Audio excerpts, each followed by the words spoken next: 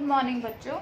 आज हम कुछ इम्पोर्टेंट टॉपिक्स के बारे में पढ़ेंगे जो कि एग्ज़ाम्स में अक्सर पूछे जाते हैं, जैसे प्रवाह एवं स्टॉक अवधारणाएं, फ्लो एंड स्टॉक कॉन्सेप्ट। ये क्या होते हैं?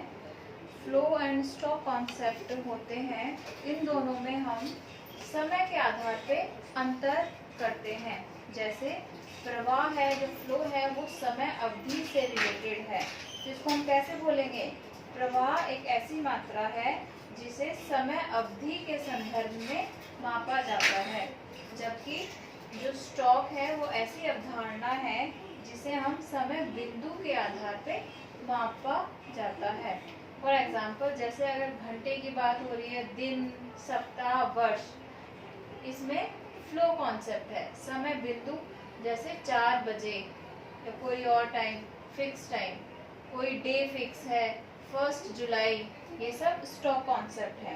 इकोनॉमिक्स में हम जो फ्लो कॉन्सेप्ट के अंतर्गत आते हैं वो है जैसे नेशनल इनकम, राष्ट्रीय आय, बचत, सेविंग्स, कैपिटल फॉर्मेशन, पूंजी निर्माण, इंटरेस्ट, ब्याज और आयात एवं निर्यात, ये सब फ्लो कॉन्सेप्ट है या प्रवाह अवधारणा है। जबकि जो स्टॉक कॉन्सेप्ट है उसमें नेशनल कैपिटल, राष्ट्रीय पूंजी, फॉरेन डेट, विदेशी ऋण, मनी सप्लाई, मुद्रा की पूर्ति, ये सब स्टॉक कॉन्सेप्ट है।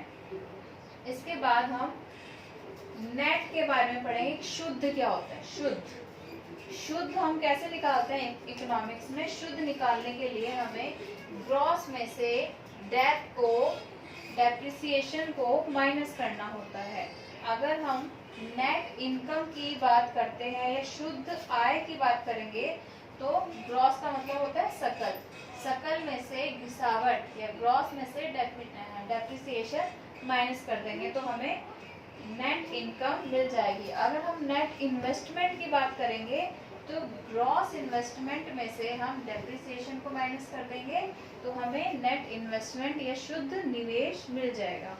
इसके बाद आता है घरेलू सीमा। घरेलू सीमा का अर्थ होता है कि किसी देश की सरकार द्वारा प्रशासित या राजनीतिक या भौगोलिक सीमाओं के अंदर जो सीमा आती है जिसमें व्यक्ति, वस्तु, पूंजी का बिना रोक टोक प्रवाह होता है, उसे घरेलू सीमा कहते हैं। इसमें समुद्री सीमा भी शामिल होती है और इसमें दूतावास भी शामिल होते हैं।